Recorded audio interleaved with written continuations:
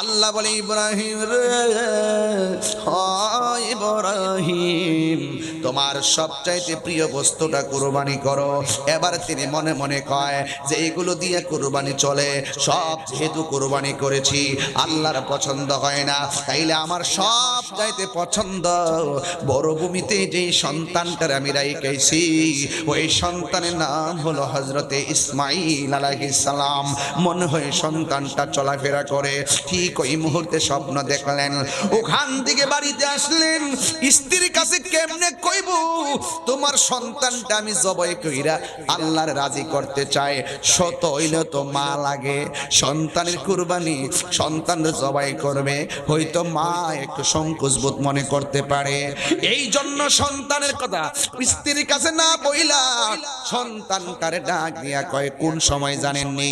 কয় ফালাম্মা বালাগা মাআহু সাইয়া, যখন ইব্রাহিম আলাইহিস সালামের সন্তান ইসমাঈল আলাইহিস সালাম চলাফেরা করার বয়স হয়েছে, চলাফেরার বয়সে উপনীতি হয়েছে, আয়েশা ডাক দিয়া কয়, ইয়া বুনাইয়া, হে আমার পুলা, ইন্নি আরা, অবশ্যই আমি দেখেছি, ফিল মানামে, ঘুমের ঘরে, স্বপ্নের ঘরে, আন্নি, অবশ্যই আমি, আসবাহুকা, তোমাকে জবাই করেছি, ফানজুরু মাজা তারা, এই ব্যাপারে তোমার মতামত কি? যেমন বাবা যেমন সন্তান, সন্তান ডাক দিয়ে বলেন, ইয়া আবাতি ফাআল মা তুমারু সাতাজিদুনি ইনশাআল্লাহু মিনাস সাবিরিন। সন্তান ডাক দিয়া বলেন, ইয়া আবাত, হে আমার আব্বা, ইফআল, আপনি করুন, মা তুমার, যা আপনি আদিষ্ট হয়েছেন, সাতাজিদুনি, অবশ্যই আপনি আমাকে পাবেন, ইনশাআল্লাহু মিনাস সাবিরিন, আমাকে ধৈর্যশীলদের অন্তর্ভুক্তি পাবেন। সন্তান রাজি, এবার বাপেও তো রাজি, দুইজনে সুন্দর করে কমিটমেন্টে রাজি হয়ে গেল। এবার ইব্রাহিম আলাইহিস সালাম হাজারা ডাক দিয়া কয়, হাজারা সন্তানটারে সাজায়া দাও, দাওয়াত খাইতে যাবো। জোরে করো সুবহানাল্লাহ। এই দিক দিয়ে ঘর থেকে বের হয়ে গেল, আর শয়তান আসছে হাজারার কাছে, হাজারা গো, কাক তোমার সন্তান কই নিয়ে যায় তুমি জানো নি? কই কোথায় নিয়ে যায়? তোমার স্বামী তোমার সন্তানটারে জবাই করে দিব। হাজারা বলে, মর্দত শয়তান দূর হ। এবার শয়তান ব্যর্থ হয়ে গেছে, এবার চলে গেছে হযরত ইসমাঈল আলাইহিস সালামের কাছে। এ পোলা, তুমি কোথায় যাও জানো নি? তোমার বাবা তোমার জবাই করবে। কই অসুবিধা নাই, আমি রাজি, এরপরে কে তোমার বাবা তোমার জবাই করবে, তুমি যাও না। এবার শয়তানকে এমন ভাবে কঙ্কর নিয়া নিক্ষেপ করলেন, একবার মারলেন, দুইবার মারলেন, তিনবার মারলেন, মারতে মারতে 7 বার মারলেন। আল্লাহ কয়, আমার পছন্দ হয়েছে। হাই রে, ওই মিনা প্রান্তরে সন্তানকে নিয়ে তিনি চলে গেলেন। ওই মুহূর্তে যাওয়ার পর এবার সন্তানকে তার বাবা ডাক দিয়ে কয়, ইব্রাহিম আলাইহিস সালাম ইসমাঈল আলাইহিস সালামকে ডাক দিয়ে কয়, ও বাবা, আমি এখানে এসেছি, এখানে তোমার জবাই করতে চাই, তুমি কি বলো? এবার সন্তান ডাক দিয়ে কই, বাবা, ও বাবা, আপনার একমাত্র সন্তান আমি, কেমনে চোখের দিকে তাকায়া আমাকে জবাই করবেন? কেমনে চোখের দিকে তাকাইয়া আমার গলার মধ্যে ছুরি চালাইবেন? চিৎকার মেরে কন্যা আল্লাহু আকবার। একদম নীরব হয়ে যান, এই কথাগুলো মহব্বতের সাথে শুনবেন, এটা সাধারণ না। ওই মুহূর্তে আকাশ কাঁপছিল, স্তব্ধ হয়ে গেছিল। বাবা আল্লাহকে রাজি করার জন্য সন্তানের গলায় ছুরি চালাবে, এটা সাধারণ কোনো খবর না রে। এবার সন্তানটা ডাক দিয়ে কয়, বাবা, আপনার সন্তানের চোখের দিকে তাকাই কেমনে আপনি আমার গলায় ছুরি চালাইবেন? আপনার ছুরিটা তো কাঁপবে গো আব্বা। এই জন্য আপনি আমাকে জবাই করার আগে, ও যুবক, ইন দি মিন টাইমে ওই মুহূর্তে আমার নবী ওই মুহূর্তে ইব্রাহিম আলাইহিস সালাম ডাক দিয়ে বলেন, বাবা কি করব? আমার চোখ দুইটাকে বেঁধে ফেলেন। কয়ে কেন? কয়ে চোখে চোখে পড়লে মায়া লাগবে, চোখের মায়া সবচাইতে বড় মায়া। আপনি যদি আমার মায়ায় পড়ে যান আমার আল্লাহ বেজার হয়ে যাবে। এই দিক দিয়ে আবার ডাক দিয়ে কয়, বাবা চোখ বাঁধলাম। এবার বলে আমার হাত দুইটা বাঁধেন, আমার পা দুইটা বেঁধে ফেলেন। কেন কেন? ওই ছুরি যখন আমার গলায় চালাবেন আমার হাত পা লড়লে ব্যাঘাত করতে পারি। এবার হাত বাঁধলেন, পা বাঁধলেন, বাঁধার পরে ফালাম্মা আসলামা ওয়া তাল্লাহু লিল জাবিন, বাবাও রাজি ছেলেও রাজি। এবার ওয়া তাল্লাহু লিল জাবিন, সন্তানটারে কাইদ করে শোয়াইলো, শোয়াইয়া ছুরিটারে ধার দিয়া ইন দি মিন টাইমে যখন গলার মধ্যে ছুরিটা চালাইবো ওই মুহূর্তে সন্তানটা বাবারে ডাক দিয়ে কয়, ও বাবা শুইবার আগে বলছি আমার চোখের মধ্যে বাঁধন দেন, আমার হাতের মধ্যে বাঁধন দেন, আমার পায়ের মধ্যে বাঁধন দেন, যেন আমি লড়তে না পারি। কিন্তু আমার গলায় ছুরি চালাইবার আগে আপনার কাছে আমার শেষ দুইটা কথা আছে। জবান খুলে কোন কয়টা? দুইটা কথা আছে। এক নম্বর, আপনি আমার যখন জবাই করবেন আমার গায়ের মধ্যে যেই রক্ত মাখা জামাটা আছে এই জামাটা রক্ত মাখা নিয়ে আমার মার সামনে নিয়ে তুলে ধরবেন, বলবেন বনের সিগালে টাইনা সিরাবিরা খাইয়া নিয়ে গেছে। অথবা এই জায়গাটা আপনি এই কাপড়টা আমার মারে দিবেন, মা হয়তো রক্ত মাখা জামাটা দেখা মনের ভিতরে শান্তি পাইতে পারে। আমারে যদিও না পায় এই জামাটা দেখা তাইলে মনের দুঃখ জ্বালা নিবাইতে পারবো। এই কথা বইলা নিবেদন করলেন। একটা কথা মনে রাখবেন, এই পৃথিবীতে মা ওই মা ছাড়া কেউ সন্তানের দরদ বোঝে না রে। এই পৃথিবীর মা এমন মা যেই মা বিনে সন্তানের দরদ আর কেউ বোঝে না। ও বন্ধুগণ, ইদ্দিমিন টাইমে বলে দিয়ে যায়, আমি তাহিরি শুধুমাত্র বলে দিয়ে যায়, মা বাবার মনে কখনো কষ্ট দিও না, মা বাবার মনে কখনো দুঃখ দিও না। মা সন্তানটারে বিদায় দিছে কিন্তু মনে মনে আল্লাহর কাছে কত কথা জানে কইছি রে, মার মন তো মানে না। এই জন্য আমি অনুরোধ করে বলে দিয়ে যায়, মা হইল গড়ে, বাবা হইল মিনার প্রান্তরে, ছুরিটা দাঁড় করতেছে। এবার সন্তান কয়ে, বাবা গো 2 নম্বর কথা কোনটা জাননি? কয়ে কোনটা রে বাবা? 2 নম্বর কথা হলো আপনি আমার জবাই করবেন। আমি শুইবার আগে বলছিলাম হাতে বাঁধন দেওয়ার জন্য, শোয়ার আগে বলছিলাম পায়ে বাঁধন দেওয়ার জন্যে, শোয়ার আগে বলছিলাম চোখে বাঁধন দেওয়ার জন্যে। ও বাবা, আমার গলায় এখন ছুরি চালাইয়েন না। ছুরিটা চালাইবার আগে আমার চোখের বাঁধনটা খুললা ফেলেন, আমার পায়ের বাঁধন খুলে ফেলেন, আমার হাতের বাঁধন খুলে ফেলেন। ইব্রাহিম আলাইহিস সালাম কই, ইসমাইল তুমি দি বলছিলা বাঁধার জন্য, আবার তুমি কেন খোলার জন্য বলতেছো? এবার ইব্রাহিম আলাইহিস সালামকে তার সন্তান ইসমাইল আলাইহিস সালাম ডাক দিয়ে কয়, ও বাবা, আল্লাহকে সন্তুষ্টি করার জন্য আপনিও রাজি আমিও রাজি। ফালাম্মা আসলামা, 2 জন রাজি হইয়া গেছে। ও বাবা, আপনি যদি আমাকে হাত পাও বান্দা জবাই করেন পৃথিবীর সব মানুষ কিয়ামত পর্যন্ত বলবে ইসমাইল জবাহের মধ্যে রাজি ছিল না। ইব্রাহিম আলাইহিস সালাম সন্তানকে জোর কইরা বান্দা জবাই করছে। ও বাবা, আমার বাঁধন কইলা দেন। ডাক দিয়া কে, আব্বা রে, তোমার গলায় ছুরি চালাইলে তুমি কি নড়াচড়া করবা না? এবার সন্তান কয়, সাতাজিদুনি ইনশাআল্লাহু মিনাস সাবিরিন।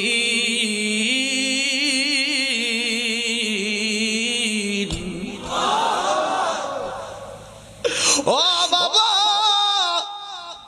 আপনি আমাকে ধৈর্যশীলদের অন্তর্ভুক্ত পাবেন।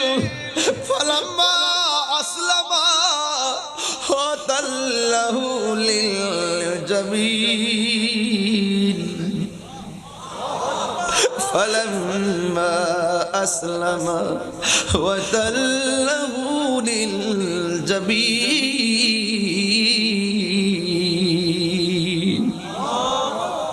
ফালাম্মা আসলামা ওয়া তাল্লাহু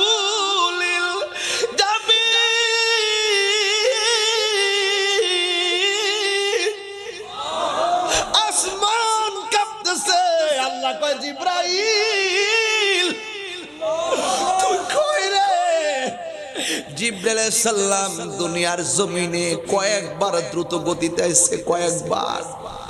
একবার আসছে কোন সময় জানেননি? ইউসুফ আলাইহিস সালামকে তার 10 ভাই ষড়যন্ত্র কইরা কুয়ার মধ্যে যখন ফলাই দিছিল, ছোট্ট বাইন্দা, আল্লাহ বলে জিবরাইল রে দ্রুত যা, আমার ইউসুফ কুয়ার নিচে পড়ার আগে তোর পাখাটা কুয়ার নিচে বিছায়া দে। এরপরে 2 নম্বরটা পরেরটা বলি। আমার নবী আপনার নবী যখন উহুদের জমিনে দন্ত মুবারক বাংলা শের মুবারকের ভিতরে হেলমেট ঢুকে গেল, রক্ত মুবারকটা বাড়তে বাড়তে দাড়ি মুবারকের মাথার মধ্যে, মাথা মুবারক থেকে রক্ত মুবারকটা যখন পড়ে গেছে, আল্লাহ বলে জিবরাইল রে তুই কই রে? আমার বন্ধু রক্ত মুবারকটা ঝরে গেছে, মাটিতে পড়ার আগে তোর হাতের মধ্যে নে, কারণ এই ফোঁটা যদি জমিনে পড়ে কিয়ামত পর্যন্ত এই জমিনে কোনো গাছপালা হবে না। আল্লাহু আকবার কোন কেন? এবার বুঝেন কত দ্রুত গতিতে আসছে। এরপর আরেকটা দ্রুত গতিতে হলো, ইব্রাহিম আলাইহিস সালাম যখন সন্তানটারে কাট করে শোয়া দিল, ওই মুহূর্তে আমার আল্লাহ জিবরাইলকে ডাক দিয়ে গেলেন, জিবরাইল রে বাবা তার সন্তানের গলার মধ্যে ছুরিটা ঢুকাই দিব। এবার যখন ছুরিটা লাগাইলো, লাগানোর আগেই আল্লাহ ডাক দিয়ে কয় জিবরাইল বেহেশতের মধ্যে যাই রে, যাই একটা দুম্বালো, যা যা ইব্রাহিম নবীর কাছে চলে যা। আর এই দিক দিয়ে ইব্রাহিম আলাইহিস সালাম সন্তানের গলার মধ্যে দেখ কাম হয় না, লাগে হয় না। এ ছুরি পাথরের মধ্যে টাচ করলে পাথর 2 ভাগ হয়ে যা, তুই ইসমাইলের গলার মধ্যে লাগস না কেন? আপনি আমারে কইতাছেন লাগবার লাগাই একবার, আর উপর থেকে আমারে খবরদার বন্ধুর গলায় লাগা যাবে না। 3 বার করে আল্লাহু আকবার।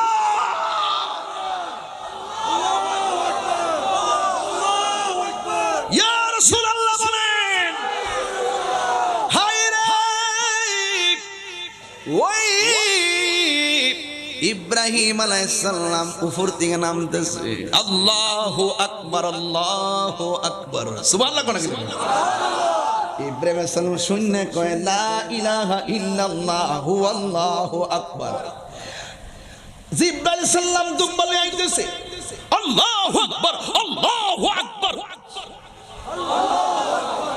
আর ইব্রাহিম নবী শুনে কয় লা ইলাহা ইল্লাল্লাহু আল্লাহু আকবার। আর সন্তানটা ছুরির নিচে পড়ে কয় আল্লাহু আকবার, আল্লাহু আকবার, ওয়ালিল্লাহিল হামদ। এই যে 3টা মুখে 3টা কালাম, এটাই হলো কুরবানির আগে রে। আমরা 3 দিন এই যে তার আইয়ামে তাশরিক, আমরা এই তাসবিহগুলো পড়তে হয়, ঈদগার ময়দানে পড়া লাগে, যাওয়ার সময় পড়তে হয়। প্রতি ফরজ নামাজের পর পুরুষের জোরে জোরে পড়বে, মহিলারা আস্তে আস্তে পড়বে রে বাবা। সুবহানাল্লাহ রে। এই আওয়াজে মানি না, জোরে কোন না মারহাবা। এই আওয়াজে মানি না, জোরে কোন আল্লাহু আকবার। ইব্রাহিম নবীর কাছে যখন দুম্বালে আইতেছি, এই ফাঁক দিয়ে আমার আল্লাহ ডাক দিয়ে কয় ওয়ানাদাইনাহু আইয়া ইব্রাহিম قد صدقت الرؤيا إنا كذلك نجزي المحسنين আর জোরে জোরে কোন আল্লাহু আকবার।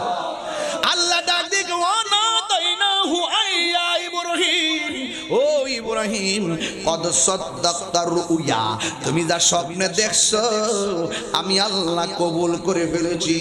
ইন্না কাযালিকা নাজজিল মুহসিনিন, এইভাবে আমি আল্লাহ আমার মুহসিন বান্দাদেরকে, প্রেমিক বান্দাদেরকে প্রতিদান দিয়ে থাকি। ও ইব্রাহিম, এই দুম্বাটা জবাই করো। জিবরাইল আলাইহিস সালাম কয় হে ইব্রাহিম আলাইহিস সালাম আল্লাহ কবুল করেছেন, এখন আপনি এটাকে করতে জবাই করেন। এবার দুম্বাটা জবাই করলেন, উপর দিকে আওয়াজ এসে গেল, এ ইব্রাহিম, আমার হাজারা না তুমি কই আইছো? দাওয়াত খাইতে যাইতেছো।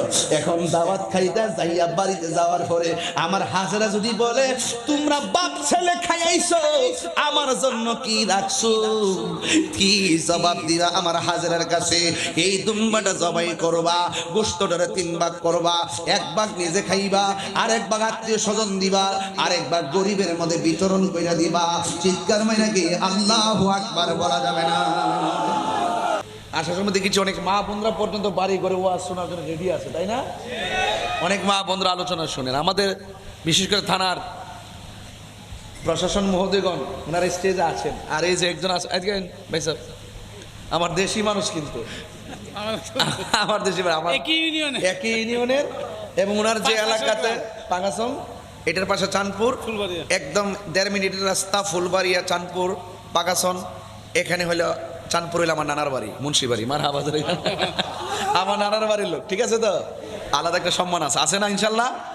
সবচেয়ে বড় কথা হলো আমরা দেশি, সবশেষ কথা হলো আমরা বাংলাদেশি। এভাবে আমরা একজন আরেকজনের সঙ্গে ভালোবাসার মাধ্যমে দেশটাকে সাজাতে চাই। কথা বলেন ঠিক না বেটে? যেখানে কোনো ধরনের রাহাজানি থাকবে, কোনো ধাক্কা ধাক্কি থাকবে, কোনো কাটাকাটি থাকবে, কোনো হিংসা থাকবে, আমরা উদারতার মাধ্যমে দেশটাকে সাজাতে চাই ইনশাআল্লাহ। আজকের এই মাহফিল আমি যখন ইশারের নামাজের পর প্রায় 9টার সময়ও, 8টার পরে হবে, 9টার আগে দেখি যে বৃষ্টি পড়তেছে, আর কমিটির ছেলেগুলো দাঁড়িয়ে আছে মাঠ পুরো খালি খালি খালি। কিন্তু এই যে একটি নিয়ামত, আল্লাহ যে বৃষ্টি বন্ধ করে আমাদেরকে কথা বলার সুযোগ দিয়েছেন, ওই সময় যে বৃষ্টিটা আসছিল, এই বৃষ্টি যদি এই মুহূর্তে আসতো, আমি কি ওয়াজ করতে পারতাম? এটা তো খোলা মাঠ, তো ওয়াজ করতে পারতাম? তার মানে বোঝা গেল আল্লাহ যা করেন, কথা না, আল্লাহ যা করেন, আল্লাহ পরীক্ষা তো করবেনই। আল্লাহ পাক অনেকভাবে পরীক্ষা করে।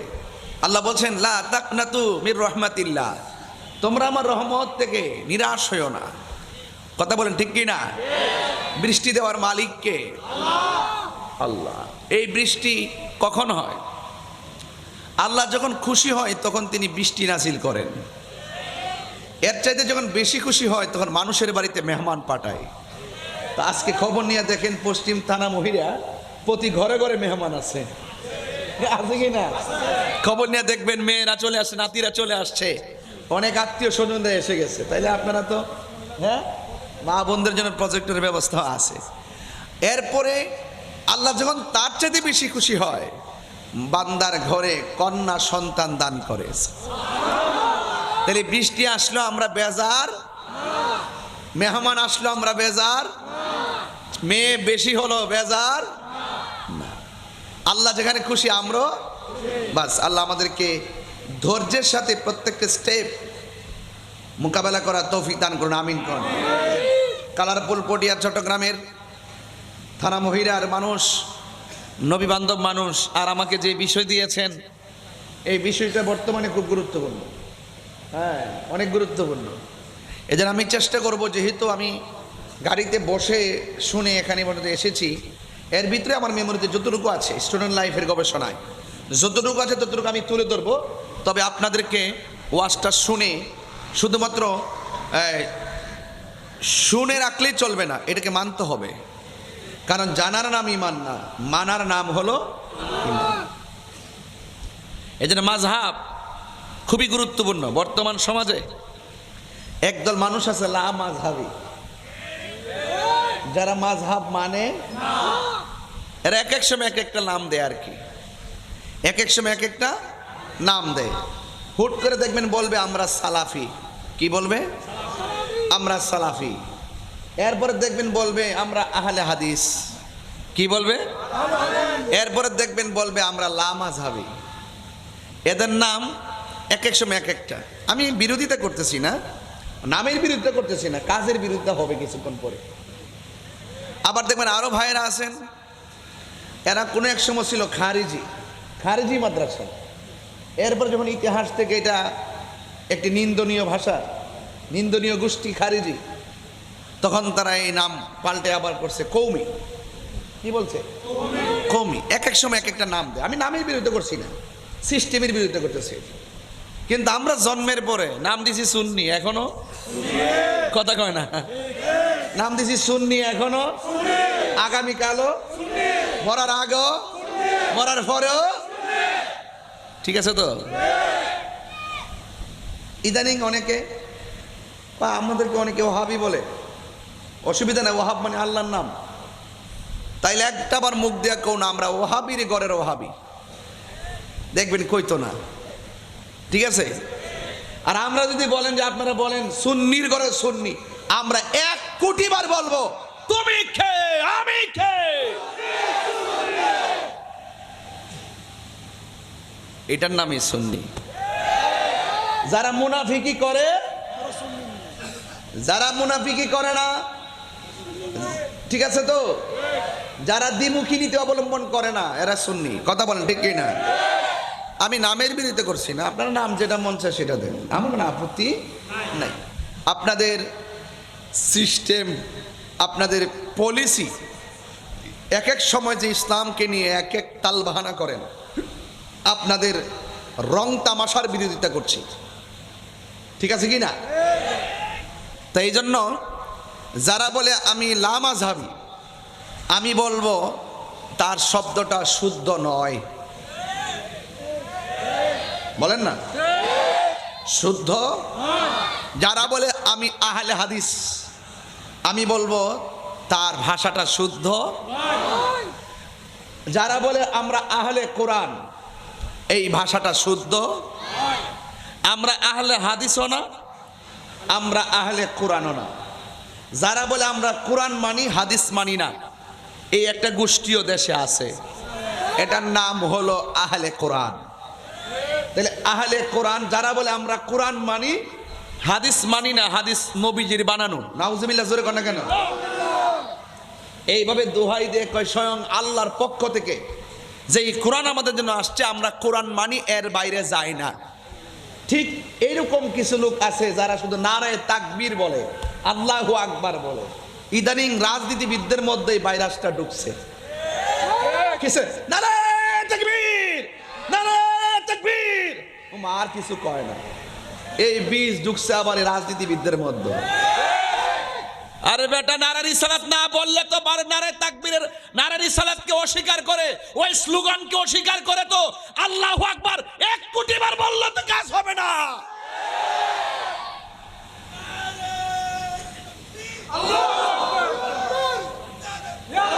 হুজুর, হুজুর, আমি আমার মাকে খুব সম্মান করি, আব্বারে দেখতাম পারি না। ব্যাপারটা কেমন লাগে না? কথা কন না, ব্যাপারটা কেমন লাগে কি না কন? তো আল্লাহর হুকুম, একটা হলো ওয়াহদানিয়াতের স্লোগান, আর একটা হলো রিসালাতের স্লোগান। এক এক দল রাজনীতি করে, কয় আমার দলের আদর্শের স্লোগান, কয়নি? আর দল পাইলা কারো সিলায়, দেশ পাইলা কারো সিলায়, জগৎ পাইলা কারো সিলায়, আসমান পাইলা কারো সিলায়, জমিন পাইলা কারো সিলায়, আরশ পাইলা কারো সিলায়, কুরসি পাইলা কারো সিলায়, সিন্নি খাইলা কার দ্বারা মোল্লা ছিল্লা না। নবী যদি না হইতো কিছুই তো হতো না। আর সেই নবীর স্লোগান দেওয়া যাবে না। কি বলে কয়েক মসজিদের মধ্যে মেহরাবে লা ইলাহা ইল্লাল্লাহর পাশে মুহাম্মাদুর রাসূলুল্লাহ লেখা যাবে না। এরপর আপনি তারে বলবেন মুসলমান। শুনেন, জেনারেল যারা আছেন তারা তো এত বিশদ ব্যাখ্যা বুঝে না। মনে করছে মাথার জন টুপি আছে, মাছ তো নামাজ জন পরে, ড্রেস ডুল সাদা, দেখতে আল্লাহর ওলির মতো। মনে করছে এরাই তো সুন্দর, নামাজ টামাজ পরে, হাফিজি মাদ্রাসা আছে, অনেক কিছু আছে, বোঝা যাইতেছে যে এরা আল্লাহর ওলি। কিন্তু সাধারণ জেনারেল যারা, তারা তার হাকিকত বুঝে না। ওরা যা চোখে দেখে তাই বিশ্বাস করে। কিন্তু ইসলামের যদি বিশদ ব্যাখ্যা আপনি না জানেন, যারা নারায়ে তাকবীর আল্লাহু আকবার স্লোগান দিবে আর নারা রিসালাত ইয়া রাসূলুল্লাহ বলবে না, এটাকে ঘৃণা করবে, এই রিসালাতের স্লোগানের প্রতি বিদ্বেষ করবে, সে ইমানদার হবে দূরের কথা, মুসলমানই তো হতে পারে না।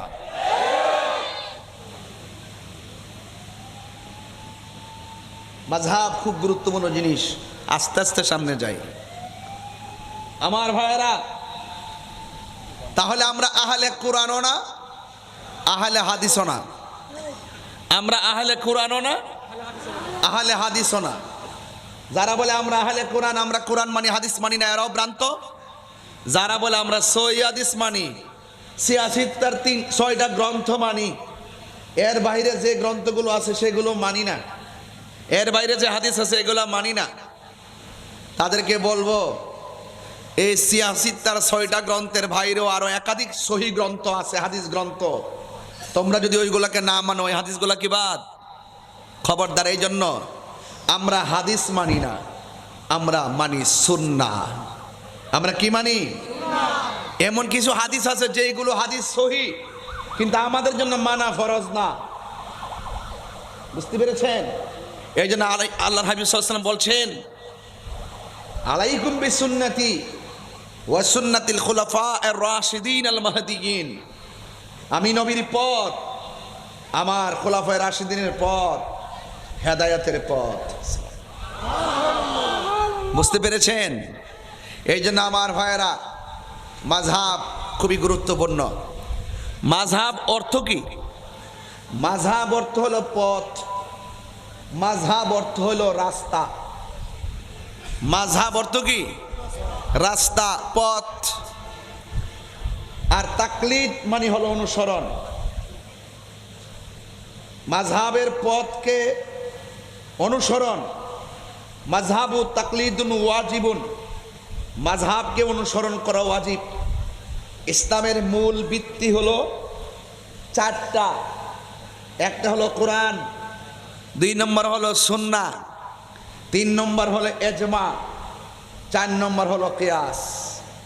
কোরআন, হাদিস, ইজমা, কিয়াস। বলেন কোরআন, বলতে হবে কোরআন, হাদিস, ইজমা, কিয়াস। এই 4টাই কিন্তু শরীয়তের দলিল। কোনো ব্যাপারে যদি কোরআনুল কারীমের মধ্যে সুস্পষ্ট ব্যাখ্যা, বিশ্লেষণ, নস এর ভিত্তিতে যদি সমাধান পাওয়া না যায়, কোরআনের সমস্ত আয়াতের তাফসির হলো আমার নবীর নূরানি জবান মুবারকের হাদিস মুবারক। তাইলে আপনি হাদিসের মধ্যে খুঁজতে হবে। এই হাদিসের মধ্যে যদি খুঁজতে গিয়ে যদি এলেমেলে লেগে যায়, তাহলে কি করতে হবে? সাহাবায়ে কেরাম ইজতিহাদ করেছেন, এদেরকে বলা হয় মুজতাহিদ। ওনারা এলেমের ব্যাপারে খুব পারদর্শী ছিল। কোরআন সুন্নাহর ব্যাখ্যা তারা জানতেন, কোন মাসআলাটা কিভাবে ইস্তেমবাত করতে হবে তারা সেটাও অবগত ছিলেন। এটার উপরে তারা একটা সমাধান বের করতেন, এটা হলো ইজমা। এটা কি? ইজমা। সাহাবাদের আমলের বিষয়গুলো ইজমার ভিত্তিতে মীমাংসা হয়ে গেছে।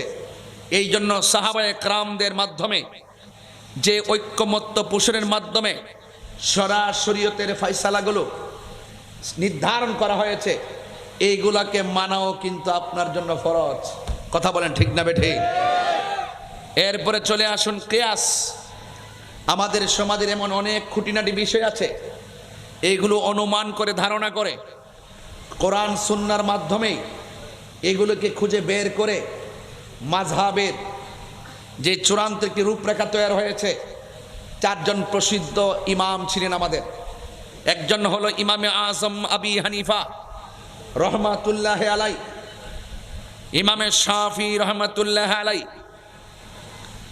ইমাম মালিক রহমাতুল্লাহ আলাই, ইমাম হাম্বল রহমাতুল্লাহ আলাই, সংক্ষিপ্তভাবে আহমদ ইবনে হাম্বল আমি সংক্ষিপ্তে বলি, হানাফি, শাফি, মালিকি, হাম্বলি, এই 4 জন প্রসিদ্ধ ইমাম।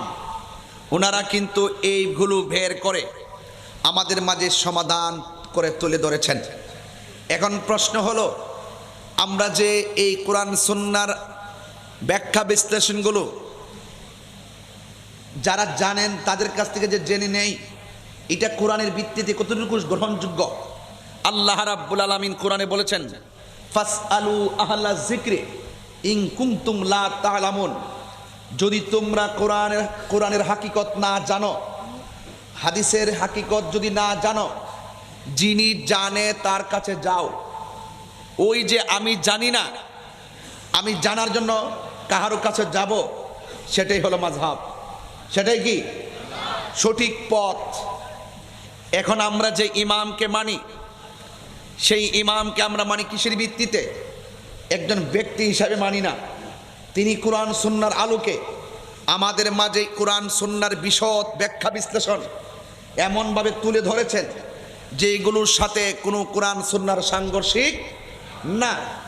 কোরআনের মধ্যে আল্লাহ বলেছেন আতিউল্লাহ ওয়া আতিউর রাসূলা ওয়া উলিল আমরি মিনকুম। আল্লাহ বলছেন তোমরা আমি আল্লাহর আনুগত্য করো, রাসূলের পাকের অনুসরণ করো। ওয়া উলিল আমরি মিনকুম, আল্লাহর বন্ধু যারা, যারা হক, যারা খালেস, যারা জ্ঞানী, যারা আল্লাহকে নিয়ে গবেষণা করেন, যারা রাসূলুল্লাহকে নিয়ে গবেষণা করেন, যারা কোরআন সুন্নাহ নিয়ে গবেষণা করেন, আল্লাহকে রাজি করে বান্দা থেকে বন্ধু হয়, তাদেরকে তোমরা অনুকরণ করো। তাহলে বোঝা গেল, আমি প্রথম বলছিলাম মাযহাবত পথ, তাকলিদ অর্থ অনুসরণ। তাইলে বোঝা গেল কোরআন সুন্নাহর জ্ঞান জানার জন্য যিনি জানেন তাকে অনুসরণ করা। যদি আমি না জানি, যিনি জানেন তার কাছে যাওয়া, তার কাছ থেকে জেনে নেওয়া। আমি তো অন্ধ, আমি তো জানি না, আমি তো বুঝি না, যিনি জানেন তার কাছে যাওয়ার নির্দেশনা এটা একান্ত আমার সিদ্ধান্ত নয়, এটা আল্লাহ পাকের সিদ্ধান্ত। কথা বলেন ঠিক কিনা? আমি কথাগুলো সাধারণ সাবলীল এবং সাধু ভাষায়, ইজিলি ভাষায় আমি কথাগুলো আপনাদের সামনে তুলে ধরছি যেন ছোট্ট বাচ্চাটাও বুঝতে পারে। কথা কি পরিষ্কার হচ্ছে কিনা? ইমামে আজম আবু হানিফা, আমরা যে বললাম মাযহাব কয়টা, বলে না কয়টা? 4টা মাযহাব। কথা বলেন ঠিক কিনা? মাযহাবের প্রয়োজনীয়তা কেন, আমি এই কথা বলে তারপর অন্যদিকে চলে যাব, কারণ এই বিষয়গুলো 30 মিনিটের বিষয়। আপনি মাযহাব যে বিষয় দিচ্ছেন, এই ওয়াজ হলো 30 থেকে 35 মিনিটের বিষয়। এর বাইরে এটা নিয়ে আলোচনা কত করা যাবে। এরপর আপনি যদি এক একটা দেন, বেতের দেন, তারাবি দেন, কেন কোনটা কীভাবে বড় মাসালাগুলো দেন, এটা হলো ভিন্ন একটা এজেন্ডা। আমি মাযহাবটা বোঝাচ্ছি। তাহলে এখন আমরা যে বললাম মাযহাব কয়টা, আপনারা মনোযোগ আছে?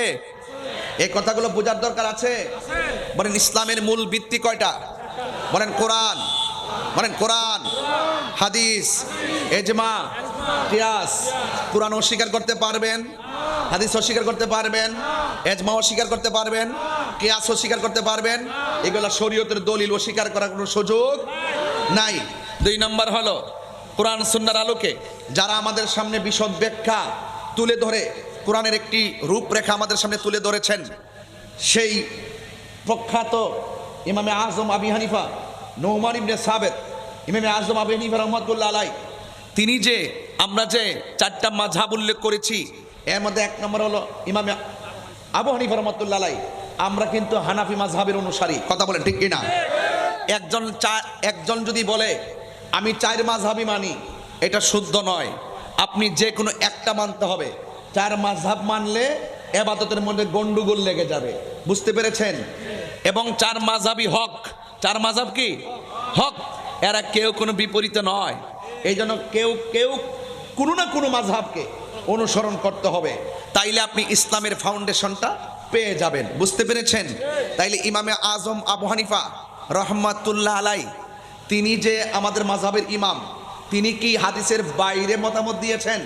তাইলে আসেন, তিনি অনেকে বলে আপনারা যে হানাফি মাযহাব করেন, হানাফি মাযহাব যদি বলে থাকেন আর আপনাদের ইমাম যদি আবু হানিফা রাহমাতুল্লাহ হয়, তাইলে আপনাদের মাযহাব হলো হানাফি, তাহলে ইমাম আবু হানিফার মাযহাব ছিল কি? এইরকম একটা প্রশ্ন করে। মনে হয় যে আমরা এটা আবিষ্কার করছি। না, এই কথাটা আমরা ইমামে আজম আবু হানিফা রাহমাতুল্লাহের জবান মুবারক থেকে শুনবো। তিনি নিজের জবান মুবারকে বলছে ইজা সহহাল হাদিসু ফাহুয়া মাযহাবি। যখন সহি হাদিস পাওয়া যাবে, হাদিসটা যখন সহি হবে, হাদিসটা যখন কি হবে? সহি হবে। ফাহুয়া মাযহাবি, এটাই হলো আমার মাযহাব। চিৎকার মেরে কন্যা সুবহানাল্লাহ। কি কথা কি পরিষ্কার হয়েছে?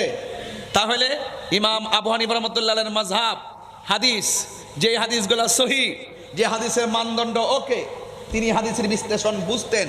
তিনি আল্লাহকে একাধিকবার স্বপ্ন দেখেছেন। সুবহানাল্লাহ। যার চোখ থেকে আল্লাহ গোপন নাই, তিনি কি সাধারণ আপনার মতো আর আমার মতো মানুষ নাকি? তিনি এত এলেমের অধিকারী ছিলেন। বলছে ইজা সহাল হাদিসু ফাহুয়া মাজহাবি, যে যখন হাদিসটা হলো আমার মাযহাব। এখন কথা হলো হাদিস সহি হলে এটাই হলো আমার মাযহাব। এখন পেশটা কোথায়? এখন আসেন পেশটা কোন জায়গায় লাগে দেখেন। এখন প্রশ্ন হলো আল্লাহ পাক রাব্বুল আলামিন কোরআনুল কারীমের মধ্যে বলেছেন ফাগসিলু ফুজুহাকুম ওয়া আইদিয়াকুম ইলাল মারাফিকি ওয়ামসাহু রুউসাকুম ওয়া আরজুলাকুম ইলাল কাবাইন।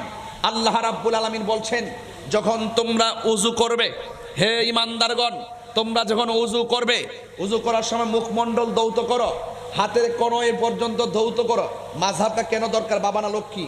আমি কিন্তু এই ওয়াজগুলো করি না, আমি কিন্তু এই ওয়াজে অভ্যস্ত না। আমার ওয়াজ হইলো বিভিন্ন ঘটনা বলি, শান টান বইলা জায়গা। অনেকে আবার ধারণা করতে পারে যে হুজুর মনে হয়, হুজুর স্টাইল মনে হয় ওয়াজই করে ঘটনা গজল টজল হয়ে না। আমরা তো আর বাবা এরই ক্ষেত্রে কেউ চাইছি না। যদি কিছু না থাকতো ডাব্লিউ মার্কা মৌলবীরা কোন দিন তাহিরির উড়াই দিল।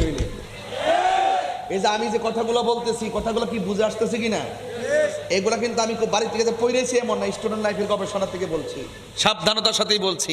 একটা কথাও কিন্তু আপনি ফেলে দিতে পারবেন না। আল্লাহ বলছেন ইয়া আইয়ুহাল্লাযীনা আমানু ইযা কুমতুম ইলাস সালাহ ফাগসিলু ওয়ুজুহাকুম ওয়া আইদিয়াকুম ইলাল মারাফিকি ওয়ামসাহু বিরুউসিকুম ইলাল ওয়া আরজুলাকুম ইলাল কাবাইন। এই যে দেখেন একের পর এক আল্লাহ বলছেন তোমরা যখন নামাজে দাঁড়াবে তোমরা মুখমণ্ডল কি করো? কথা কনা, মুখমণ্ডল কি করো? মাযহাবটা কেন প্রয়োজন শুনলেন কিন্তু। তোমরা কি করো? মুখমণ্ডল এবং হাতের কনুই পর্যন্ত। এখন মাথার 4 ভাগের 1 ভাগ, এবং এখানে বলতেছেন এবং তোমরা পায়ের গিরালি পর্যন্ত মাসে করো। এখন প্যাচ লাগছে কিন্তু।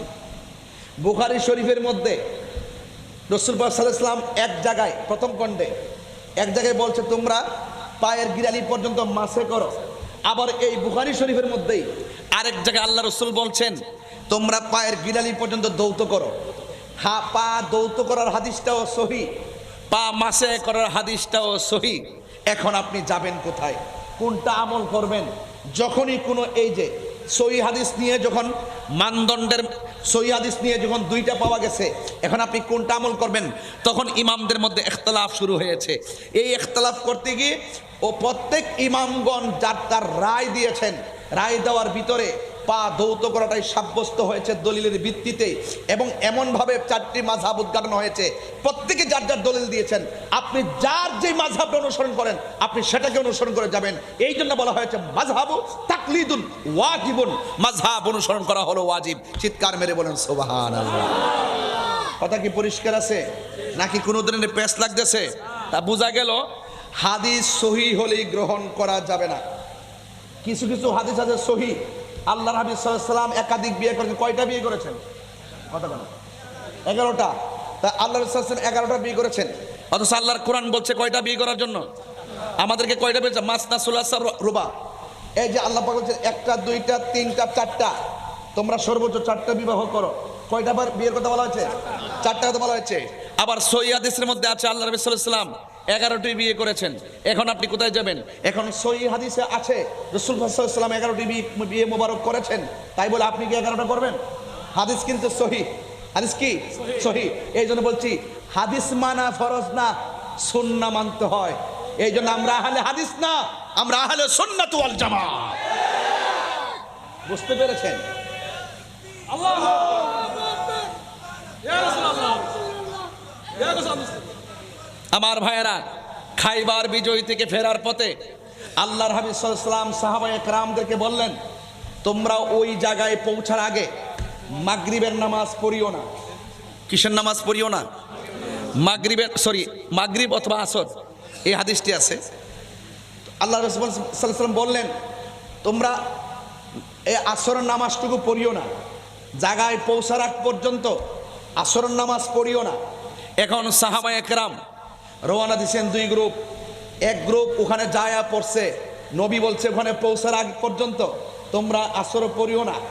আর এই দিকটা সাহাবায়ে কেরাম আরেক গ্রুপ বলতেছে রাসূল পড়িও না বলছে, নামাজের সময় তো চলে যাচ্ছে, ওখানে গিয়ে পৌঁছতে পৌঁছতে তো নামাজের সময় চলে যাবে।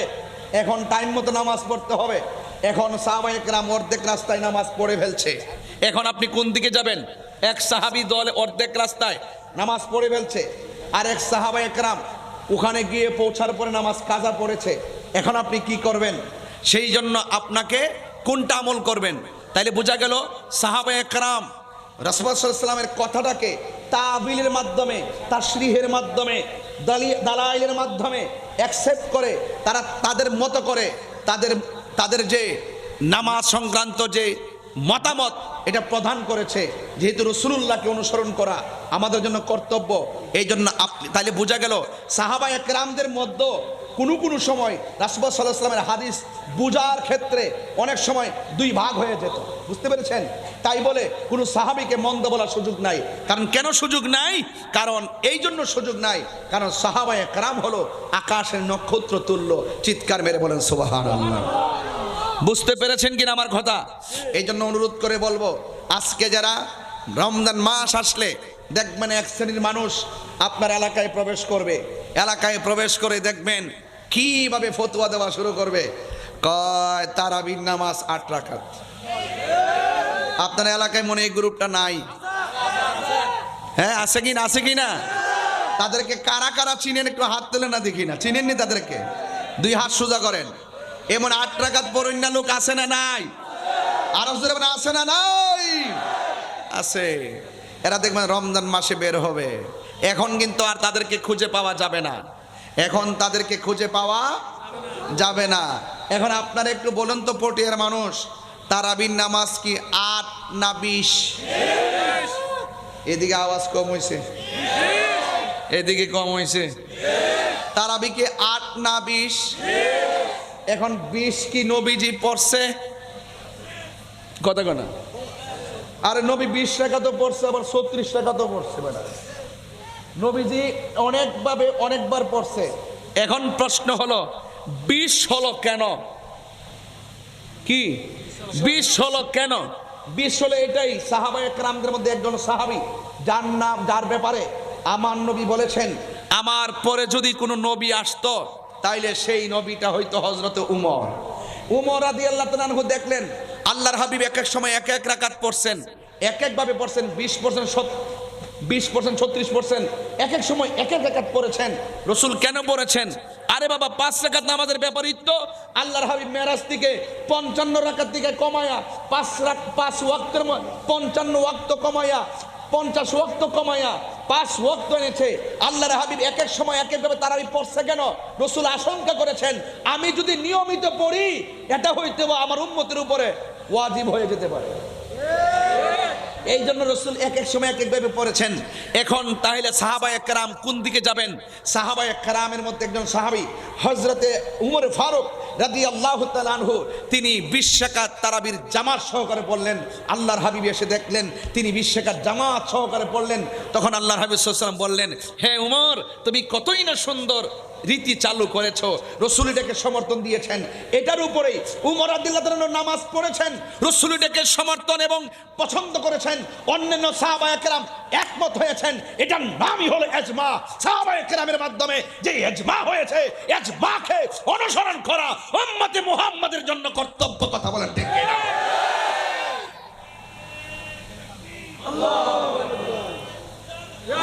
আমার ভাইরা, আমার বাবারা, তাহলে আমরা দায়িত্বহীন ভাবে বুঝতে পারি এমনিতেই মাযহাব আসে নাই। এই মাযহাব ইমামে আযম আবু হানিফা তিনি কি বলছেন? ইজা সাহহাল হাদিসু ফাহুয়া মাযহাবি, যখন হাদিসটা সহিহ হবে এটাই হবে আমার মাযহাব। আবার হাদিস যখন সহি দুইটাই সহি, কোন দিকে যাব? এটার সমাধান করার জন্য ইমামগণ ব্যাখ্যা বিশ্লেষণের মাধ্যমে আমাদের উপরে পরিষ্কার একটি নেম প্লেট তুলে দিয়েছেন, যে নেম প্লেটটি হলো হেদায়েতের একটি সোপান। এই জন্য আপনারা মাযহাব থেকে দূরে সরে যাওয়ার কোনো সুযোগ। এই পর্যন্ত আমার ওয়াজ বুঝছেন কি বোঝেন নাই? এই পর্যন্ত বোঝা গিয়েছে কি বোঝা যায় নাই? আমার যুবক ভাইয়েরা, ইয়াউমা কুল্লা ইয়াউমা নাদউ কুল্লা খুরু ইয়াউমা নাদউ কুল্লা উনাসিম বি ইমামিহিম। সুবহানাল্লাহ, জোরে কয় না? আর জোরে কয় না? সুবহানাল্লাহ। হাসর ময়দানে আল্লাহ পাক রব্বুল আলামিন প্রত্যেকের কাফেলাকে ডাক দিবে যার যার ইমামের নাম ধরে, যেরকম সুবহানাল্লাহ। তাইলে ইমামের কথা আছে তো। এগুলোর ব্যাখ্যা বিশ্লেষণে হয়তো আমি এখন গেলাম না, তবে এতটুকু বলবো, ফিতনা ফসাদে আমরা কাহারও কথা কান দিব না। আমাদের আকাবের গুলো যেইভাবে আমাদেরকে, এগুলো কিন্তু আমাদের হুজুররা ঘরে বসে বসে, ক্লাসে বসে বসে মূল থিম দিয়ে দিত, মূল নলেজটা ঢুকাই দিত, যে এই নলেজটা 80 বছর পরও এটা মাথায় থাকবে। এইভাবে মূল কিছু কথা বলে দিতেন। এই জন্য হয়তো আমি আপনাদের সামনে সেই কথাগুলো তুলে ধরছি, আপনাদের স্টুডেন্ট যারা ছাত্র আছেন তাদেরকে বেসিক নলেজটা দেওয়ার জন্য। আপনারা বলুন, মাযহাব মানার দরকার আছে না নাই? আবার যারা বলে আমরা মাযহাব মানি না, হ্যাঁ, এরাই কিন্তু আবার শায়েখ পূজারি। কি পূজারি? শায়েখ পূজারি। আমরা শায়েখই কইছে, আর শায়েখের হাড়ির মধ্যে কুত্তায় মুখ দিছে। আলিফের নামে কুতুব জানে না, খালি আহলে হাদিস নাম লাগাইতে পারলে লামাযাবি লাগাই, ওই নামের আগে দেয়া দেয় শায়েখ, নামের আগে কি দেয়া দেয়? এই সমস্ত লামাযহাবি আহলে হাদিসদের শায়েখের যে গুরুত্ব ছিল, এই শায়েখের গুরুত্বের হাড়ি আছে একটা, হাড়ির মধ্যে কুত্তায় মুখ দিছে। এই জন্য এদের মুখের কথাতে কোনো রস নাই, আর কথার মধ্যে কোনো দলিলও নাই, আছে শুধুমাত্র ইসরাইলের দালালি করা। কথা বলেন ঠিক কি?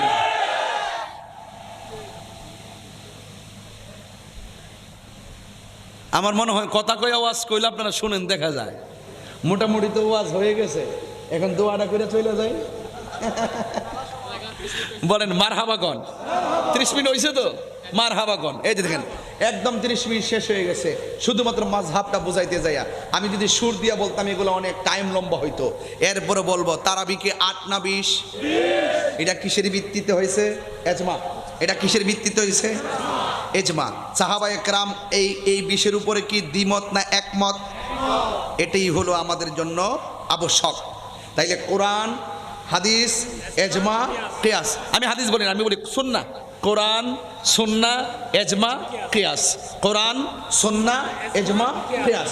এই জন্য আমরা এগুলো কিন্তু শরীয়তের দলিল, আমরা কখনো এটাকে অস্বীকার করতে পারবো না।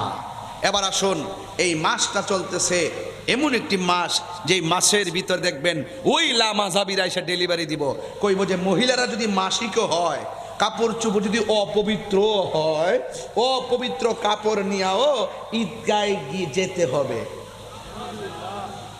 এই মৌলবীরাই বলবে, এই মৌলবীরাই বলবে। হ্যাঁ, হাদিস শরীফে আছে, নবীজি বলছেন শিশু বাচ্চারা, মহিলারা ঈদগাহ যাওয়ার জন্য, অথচ ইমামগণ এটার সুন্দর ফায়সালা করে গেছেন কিভাবে কখন কোথায় যেতে হবে। আগে যেতে পারতো মহিলারা মসজিদে, এখন যেতে পারবে না কেন? এটার উপরে বড় ধরনের কি হয়ে গেছে, এজমা হয়ে গেছে, যে কোনো এক সময় নবীজির আমলে তারা মসজিদে যেতেন, তখন মহিলাদের সংখ্যা ছিল কম, নিরাপত্তা ভালো ছিল, আর এখন ফিতনার সম্ভাবনা বেশি। এই জন্য এই মহিলারা মসজিদে যাওয়াকে নিরুৎসাহিত করা হয়েছে। কথা বলেন ঠিক না বেঠিক? দেখবেন ওই হাদিস লইয়াই আমার দেশের মৌলবীরা দালালি করবে। একটা কথা মনে রাখবেন, পুরুষের জন্য সবচাইতে উত্তম জায়গা হলো আল্লাহর ঘর মসজিদ, আর মহিলাদের জন্য সবচাইতে উত্তম জায়গা হলো তাদের ঘরের ভিতর। কথা বলেন ঠিক কিনা? এই কুরবানি আমাদের মধ্যে আসতেছে, এই কুরবানি আমাদের মধ্যে আসতেছে। ঈদুল আজহা কি আসতেছে? ঈদুল আজহা। ঈদুল আজহা আসলে দেখবেন ফতুয়ার কি যে ডেলিভারি দিবে এক একজন, তাদের ডেলিভারিতে অতিষ্ঠ হয়ে যাব আমরা। আমার ভাইয়েরা, ঈদুল আজহা, ইউসুফ আলাইহিস হযরতে, এই পৃথিবীর মধ্যে যদি আপনি বাঁচতে চান, পরীক্ষার সম্মুখীন হতে হবে। পরীক্ষা ছাড়া কিন্তু আপনি কামিয়াব হতে পারবেন না। আল্লাহ বলছেন, আমি আল্লাহ তোমাদেরকে পরীক্ষা করব, ভয় দিয়ে পরীক্ষা করব, ক্ষুধা দিয়ে পরীক্ষা করব, আমি তোমাদেরকে রোগ বিমার দিয়ে পরীক্ষা করব, আমি তোমাদেরকে রোগ বিমার দিয়ে পরীক্ষা করব, আমি তোমাদের মাল নুকসান দিয়ে পরীক্ষা করব। ইত্যাদি পরীক্ষার মধ্যে যদি তোমরা যদি কি হতে পারো, ধৈর্য ধারণ করে থাকতে পারো, তবে তোমাদের জন্য রয়েছে জান্নাতের শুভ সংবাদ। কথা বলেন ঠিক না বেঠিক? এই জন্য এই কোরবানি, স্বর্ণ কোরবানি ঈদকে সামনে রেখে মাযহাবের আলোকে কিছু মাসআলাগুলো এই ঈদ উপলক্ষে কিছু কথা আছে, এইগুলো আমি ভিতরে ঢুকিয়ে গঠনমূলক কিছু দিক নির্দেশনা দিয়ে যাব। আপনারা বলুন তো দেখি, কোরবানি করব কার নৈকট্য লাভের জন্য? আরো বড় করে কার নৈকট্য লাভের জন্য? আল্লাহর নৈকট্য লাভের জন্য। আরে বাবা, ঘরের বা কিংবা বনের পশু নয়, নিজের ভিতরে যে রিয়া আছে ওই রিয়াকে কুরবানি করতে হবে, অহংকারকে দাফন করতে হবে, হিংসাকে দাফন করতে হবে। আমার দেশের লামাযহাবিরা এমনভাবে কথা কয় গুমটা লাগাইয়া, মনে হয় যেন সাহাবায়ে কেরামের আমলও তাদের কাছে ফেল। এটা হাদিস শরীফের মধ্যে আছে। পৃথিবীতে এমন একটা সময় আসবে তাদের এবাদত দেখলে মনে হইব সাহাবায়ে কেরামের এবাদত ফেল। মূলত কিন্তু এদের এবাদত কোনো কাজে আসবে না। আমিনাতুন নাসিবাতুন তাসলা নারান হামিয়া, গাট্টি গাট্টি পরিমাণ আমল করার পরও দুজুকের মধ্যে যেতে হবে একমাত্র অহংকার এবং লৌকিকতা থাকার কারণে। কথা বলেন ঠিক কিনা আমার ভাইয়েরা? এবার আসেন, পরীক্ষা কি জিনিস? ইব্রাহিম আলাইহিস সালামকে আল্লাহ রাব্বুল আলামিন 10টা পরীক্ষা করেছেন। জোরে কোন কয়টা? 10টা পরীক্ষা করেছেন। ইব্রাহিম আলাইহিস সালাম 10টা পরীক্ষার মধ্যে তিনি পাশ করেছেন। এই জন্য তিনি কি আল্লাহ পাক বলেছেন খলিলুল্লাহ। কি বলেছেন? আর আমার নবীকে আল্লাহ রাব্বুল আলামিন কোনো পরীক্ষা করে নাই, বিনা পরীক্ষায় আল্লাহ রাব্বুল আলামিন তার বন্ধু নবীকে বলেছেন হাবিবুল্লাহ। চিৎকার মেরে বলুন না সুবহানাল্লাহ। এই জন্য ইব্রাহিম আলাইহিস সালামকে পরীক্ষা দিতে করতে একবারে শেষ বয়সের সময় আল্লাহ পাক রব্বুল আলামিনের কাছে বলেছিলেন, হে আল্লাহ, তুমি আমাকে পুণ্যবান একটি সন্তান দাও। রব্বি হাবলি মিনাস সালিহিন, আমাকে তুমি একটি সুন্দর সাবলীল এবং নেককার একটি সন্তান দান করো। আল্লাহ রাব্বুল আলামিন সেই দোয়া কবুল করেছেন। এই জন্য যাদের সন্তান হয় না, যাদের সন্তান প্রয়োজন, ছেলে সন্তান মেয়ে সন্তান, আল্লাহর কাছে এই দোয়াটা বেশি বেশি করে পড়বেন, রব্বি হাবলি মিনাস সালিহিন, হে আল্লাহ আমাকে পুণ্যবান নেককার সন্তান দান করো। এই জন্য বলুন, আওয়াজ করে বলুন, সন্তান দেওয়ার মালিককে আল্লাহ। একটা সন্তান যাই দিয়েছেন অনেক বছর পরে হঠাৎ করে আল্লাহর পক্ষ থেকে আওয়াজ আসলো। আল্লাহ ডাক দিয়ে কয়, ইব্রাহিম, অনেক পরীক্ষা তোমাকে করেছি, এবার আমি আরেকটি পরীক্ষায় তোমাকে অ্যাডভাইস করছি। তোমার যে সন্তান আছে এই সন্তানটাকে নিয়ে এমন একটা জায়গার মধ্যে তুমি যাবে যেই জায়গার মধ্যে কোনো ধরনের গাছপালা নাই, কোনো মানুষ নাই, নিবিড় অরণ্য, একাকী একটি জায়গায় যাও। এবার সন্তানটাকে নিয়ে ঘর থেকে বের হয়ে গেলেন, কিছু শুকনা খাবার নিয়ে গেলেন, মস্কের মধ্যে কিছু পানি নিয়ে গেলেন, সাথে ছিলেন হাজেরা। সন্তানকে নিয়ে এমন এক জায়গায় গেলেন জনমানবহীন শূন্য জায়গা, যেখানে শুষ্ক বালুকাময় প্রান্তর, যেখানে কোনো পাখালি নাই, যেখানে কোনো ধরনের মানুষ নাই। ওই জায়গার ভিতরে দুইজন, আর মাঝখানে হলো সন্তান নিয়ে তিনি সেখানে গেলেন। হাজেরা ডাক দিয়ে বলছেন, স্বামী হে, এমন একটা জায়গায় এসেছি, যদি খাবার না থাকে আমরা খাবো কি? তাই আল্লাহ আমাদেরকে খাওয়াবে। হঠাৎ করে ইব্রাহিম আলাইহিস সালাম বললেন, হে হাজেরা, তোমার সন্তান নিয়ে তুমি এখানে থাকো, এখান থেকে আমাকে অনেক দূরে চলে যেতে হবে। এবার হাজেরা বলছেন, আমি একা, আমার সন্তান ছোট, আমি একা একা এখানে কিভাবে থাকবো? আপনি কি আপনার স্ব ইচ্ছায় চলে যাচ্ছেন নাকি অন্য কোনো ইশারা আছে? ইব্রাহিম আলাইহিস সালাম বললেন, হাজেরা, আমি আমার স্ব ইচ্ছায় যাচ্ছি না, আমি যাচ্ছি একমাত্র আমার আল্লাহ পাকের ইশারায়। চিৎকার মেরে কন্যা সুবহানাল্লাহ। এই তো সামনে মাত্র 14 দিন আর 15 দিন আছে। এই মুহূর্তে যদি এই বিষয়ে ওয়াজ না করি, অনেকে বলবেন যে হুজুরদের কিছু কথা হলে বলা দরকার ছিল। এই জন্য আমি কথাটুকু বলছি। এবার হাজেরা কি বলে আমার ভাষায় একটু শোনেন। হযরত হাজেরা রাদিয়াল্লাহু তাআলা আনহা বলেন, হাজেরা আলাইহিস সালাম বলেন, ও স্বামী, আল্লাহর হুকুমে আপনি আমাকে এই মনে একটা জায়গার মধ্যে এনেছেন, যেই জায়গার ভিতরে মানুষ নাই, পানি নাই, কূপ নাই, বাজার নাই, গাছ নাই। স্বামী, আল্লাহর হুকুমে ঘর থেকে জনমানবহীন শূন্য জায়গায় এসেছেন, আর এখন আপনি আমাকে আল্লাহর হুকুমে এখান থেকে রেখে যাচ্ছেন। আমি প্রথম বলেছিলাম আমি কিভাবে এখানে থাকবো, এখন আমি আপনাকে অভয় দিচ্ছি। আল্লাহ যদি আমাকে আমার দুধের জাদুমণিকে, দুধের বাচ্চাকে এখানে রেখে আপনাকে চলে যাইতে বলে, আমি হাজেরা বললাম আপনি চলে যান। এতক্ষণ আমি যেই শঙ্কা করেছিলাম এখন আমি আর টেনশন করি না। আল্লাহ যদি আমাকে এখানে রাইখা আপনাকে চলে যাওয়াটা পছন্দ করেন, আমি হাজেরার বিশ্বাস হলো আমার আল্লাহ আমাকে এবং আমার সন্তানকে না খাওয়ায়া মারবে না। রিজিক দেওয়ার মালিককে, এই মুহূর্তে বৃষ্টি বন্ধ রেখেছেন কে?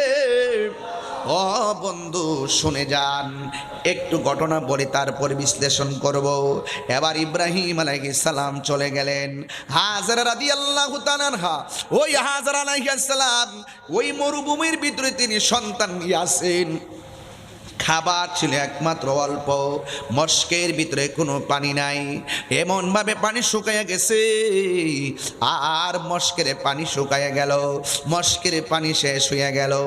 হাজারা বলেন, ও পৃথিবীর মানুষ, আমার স্তনের দুধ এক পর্যায়ে শুকাইয়া গেছে, জিহ্বার থুতু গুলা পর্যন্ত শুকাইয়া গেছে। ও পৃথিবীর মানুষ, আমার সন্তানটা পানির জন্য কান্না শুরু করলো, গলা শুকাইয়া গেছে। একটা কথা মনে রাখবেন, সন্তান যদি ক্ষুধার্ত থাকে, মার মুখের লোকমাটা পর্যন্ত সন্তানের মুখের ভিতরে ঢুকাইয়া দেয়।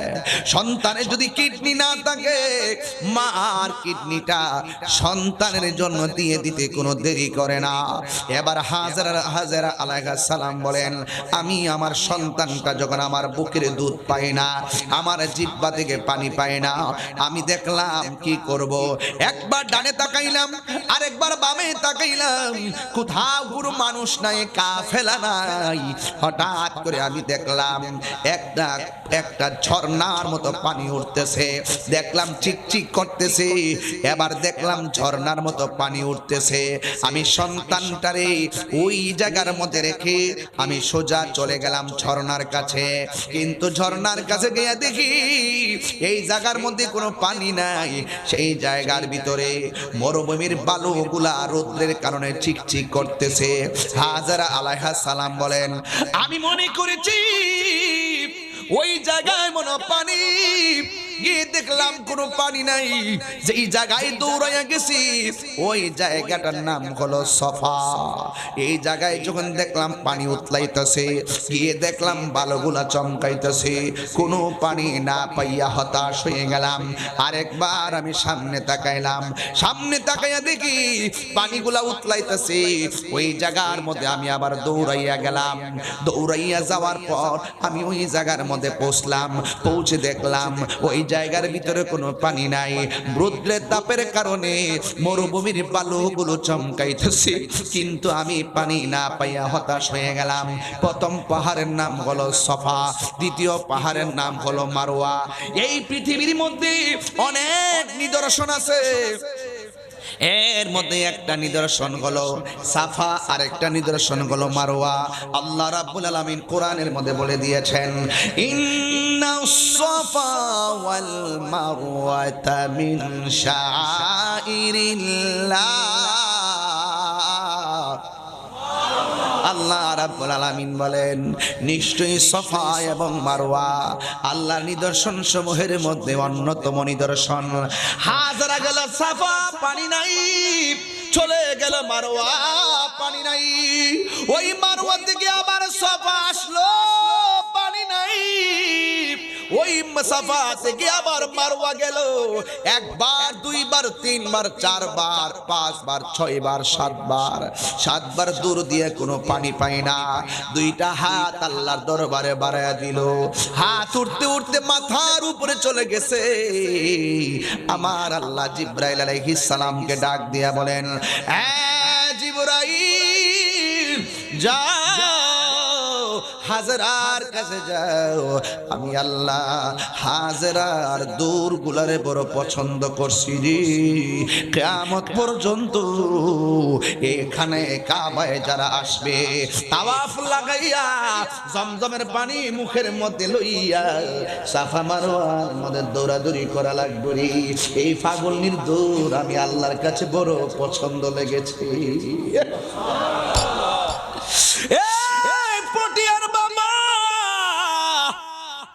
বৃষ্টির কারণে ফুলাফান গুলো একবার স্টেজে উঠে, আরেকবার নিচে নামে, আরেকবার বাড়িতে যায়। আমি লাইভের ভিতরে দেখেছি এই ফুলাফান গুলো একবার আসমানের দিকে তাকায়, আরেকবার চটানে, আরেকবার স্টেজে উঠে টেনশনে পড়ে গেছে। এই মাহফিলের জন্য এমনও হতে পারে হতাশ হইয়া আল্লাহর উপরে ভরসা কইরা যারা এমন ভাবে দূরছে আল্লাহকে পাওয়ার জন্য দৌড় আমার আল্লাহ বড় পছন্দ করে।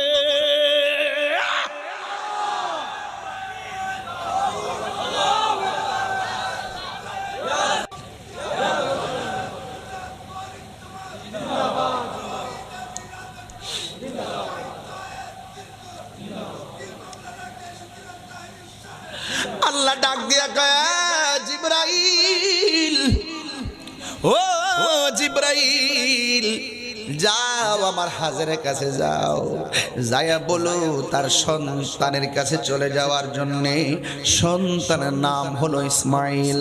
সোজা চলে গেছে। হাজেরা বলে ঘটনা তো আপনারা সবাই জানেন, হজের মাস আবার কুরবানি, এই মুহূর্তে ওয়াজ না করলে হক আদায় হবে না রে বাবা।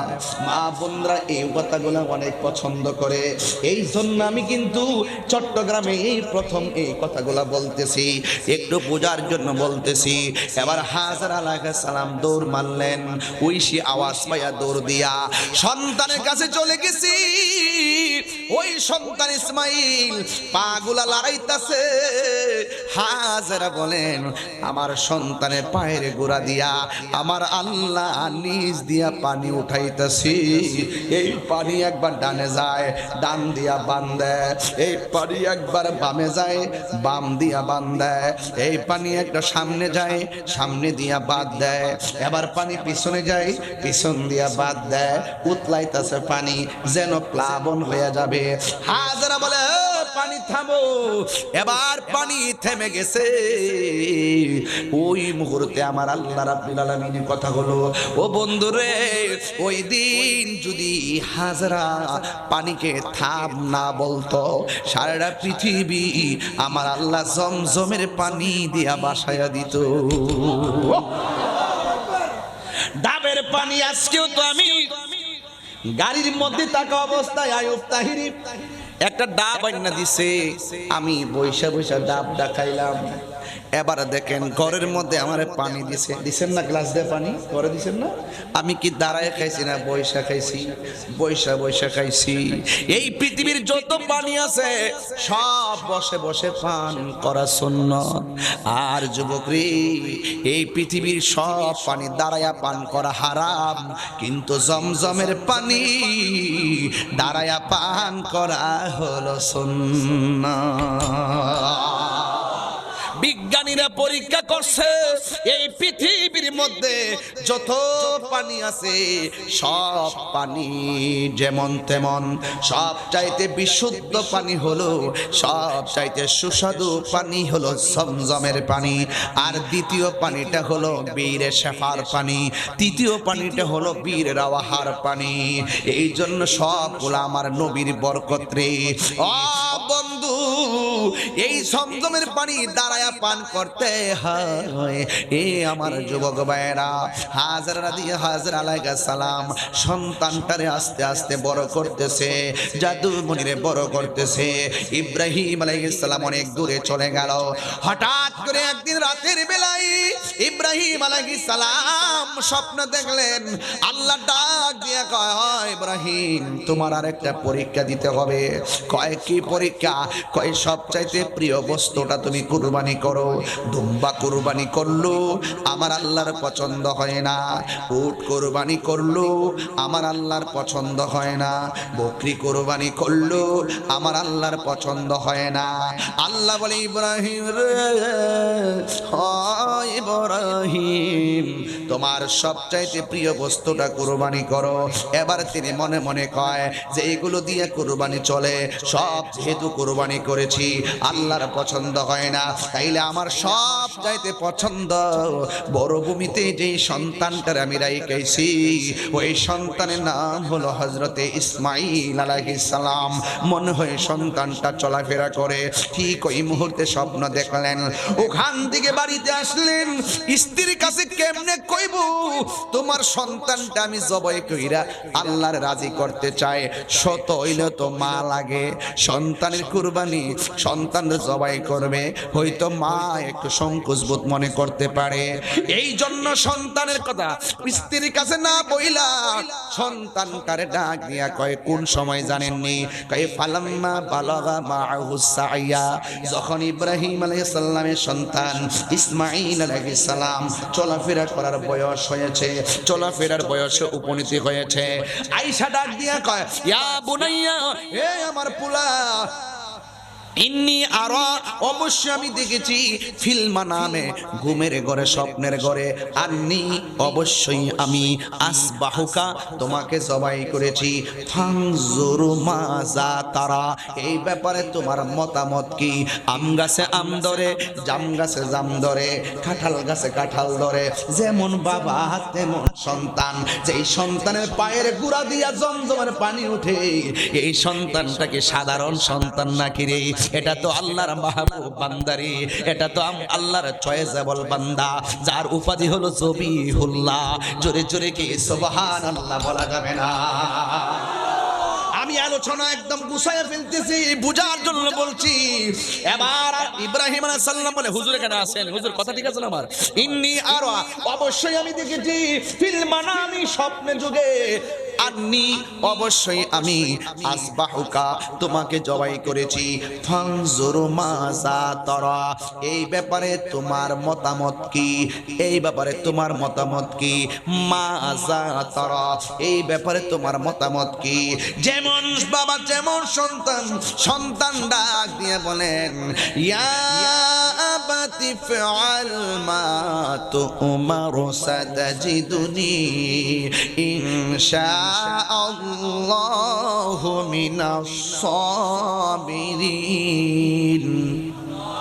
সন্তান ডাক দিয়া বলেন ইয়া আবাত, হে আমার আব্বা, ইফআল, আপনি করুন, মা তুমার, যা আপনি আদিষ্ট হয়েছেন, সাতাজিদুনি, অবশ্যই আপনি আমাকে পাবেন, ইনশাআল্লাহু মিনাস সাবিরিন, আমাকে ধৈর্যশীলদের অন্তর্ভুক্তি পাবেন। সন্তান রাজি, এবার বাপেও তো রাজি, দুইজনে সুন্দর করে কমিটমেন্টে রাজি হয়ে গেল। এবার ইব্রাহিম আলাইহিস সালাম হাজার ডাক দিয়া কয়, হাজারা, সন্তানটারে সাজায়া দাও, দাওয়াত খাইতে যাবো। জোরে কোনো সুবহানাল্লাহ। এই দিক দিয়ে ঘর থেকে বের হয়ে গেল, আর শয়তান আসছে হাজারার কাছে। হাজারা গো, কাক তোমার সন্তান কই নিয়ে যায় তুমি জানো নি? কই কোথায় নিয়ে যায়? তোমার স্বামী তোমার সন্তানটারে জবাই করে দিব। হাজারা বলে মরদুদ শয়তান দূর হ। এবার শয়তান ব্যর্থ হয়ে গেছে, এবার চলে গেছে হযরত ইসমাঈল আলাইহিস সালামের কাছে। এ পোলা, তুমি কোথায় যাও জানো নি? তোমার বাবা তোমার জবাই করবে। কই অসুবিধা নাই, আমি রাজি, এরপরে কি তোমার বাবা তোমার জবাই করবে, তুমি যাও না। এবার শয়তানকে এমন ভাবে কঙ্কর নিয়া নিক্ষেপ করলেন, একবার মারলেন, দুইবার মারলেন, তিনবার মারলেন, মারতে মারতে 7 বার মারলেন। আল্লাহ কয় আমার পছন্দ হয়েছে, মাইটটা বড় পছন্দ হয়েছে, হাজেরার দুধটা বড় পছন্দ। বুঝছেন, হজটা কিন্তু একটা ইমানি পাগলামি, কথা বলেন ঠিক না বেটে? পাগলকে পাগল বলিও না, সব পাগল পাগল না, পাগলকে পাগল বলিও না, সব পাগল পাগল না, কিছু পাগলে মন আছে যারা আল্লাহ নবীর প্রেমে দেওয়ানা, যারা আল্লাহ নবীর প্রেমে দেওয়ানা। জোরে জোরে কি আল্লাহু আকবার বলা যাবে না?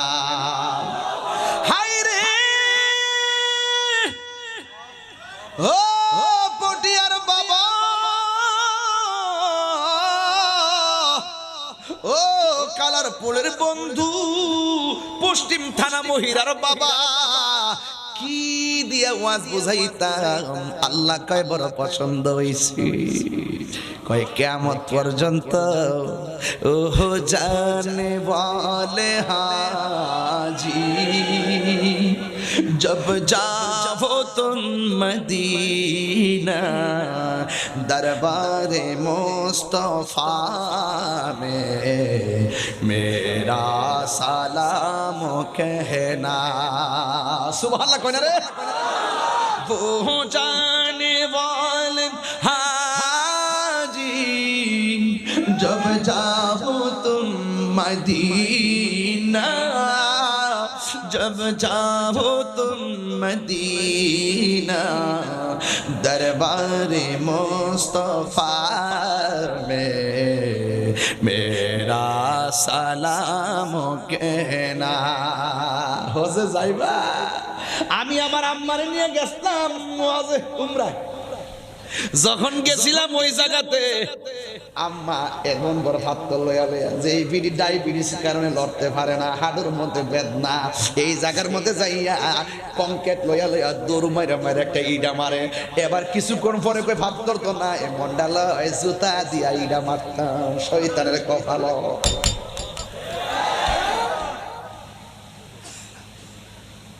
আমার বাড়ি নবী অনেক দূরে, কথা কি ঠিক আছে নি? আরে আমার বাড়ি দূরে হতে পারে, নবীর জন্য আমার বাড়িটা দূরে না। আমার বাড়ি নবী অনেক দূর, রেখেছো তুমি মোরে পাগল করে। আমার বাড়ি নবী অনেক রেখেছো তুমি মোরে পাগল করে। হৃদয় দিয়ে ডাকি অকাতরে, জানি না কবে করব কদম বুঝি। ও মায়ার নবী গো, ও প্রিয় নবী গো, বলো ও মায়ার নবী গো, ও প্রিয় নবী গো। জোরে জোরে কি আল্লাহু আকবার বলা যাবে না? আমার আশিকি ভাই কি করে জানেননি? কইতাম নি আমি কবে যাব রোজার কিনারে। ওই দিন আমি ফোন দিছিলাম, কইছি ভাই এবার কোন গজলটা লিখবেন, তাকদা লিখে আনেন, শূন্য মনটা জ্বালাটা নিবাইতাম। আমি কবে যাব রোজার কিনারে। যাইতে চান কারা কারা হাত তুলে না গেলে হাত লড়াই কর। আমি কবে যাব রোজার কিনারে, রোজার পাশে গিয়ে আমি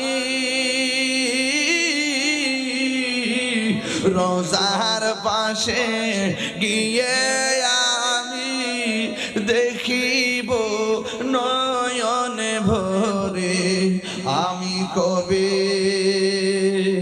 যাব রোজার কিনারে, বলে না আমি কবে কিনারে। আমার আশিকে ভাই নীরবে কয়, রাত্রি যখন শুইতে যাই নবীকে খুঁজে বেড়াই। রাত্রি যখন শুইতে যাই নবীকে খুঁজে বেড়াই। চোখের জলে বুক ভাসে নবীর দিদারের আশায়। কবে যাব সোনার মদিনায়, কবে যাব সোনার মদিনায়। জোরে জোরে কে আল্লাহু আকবার বলা যাবে না? পৃথিবীর প্রথম গোর কোরআনেতে বাঁকা, বন্ধুর নামের মিম দ্বারা করেছো মাক্কা। আল্লাহু আল্লাহু আল্লাহু আল্লাহু আল্লাহু লা ইলাহা ইল্লাল্লাহ।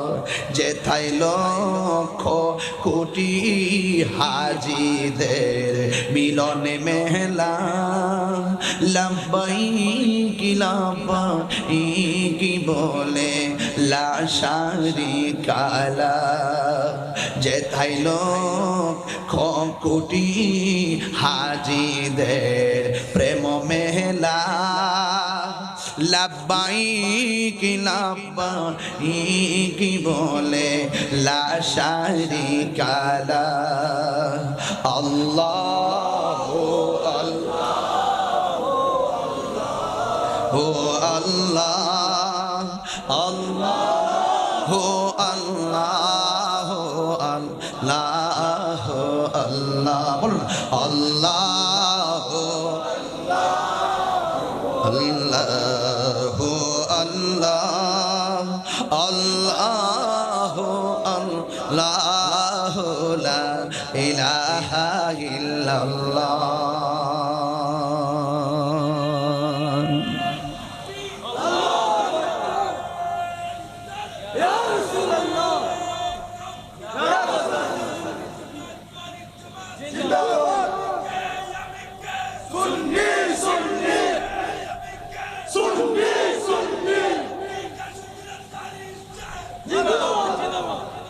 এ পাগলা এদিকে বিনা পুঁজিতে ব্যবসা পেয়ে যা পাগলা মাল দল লাগবে না লয়ে যা পাগলা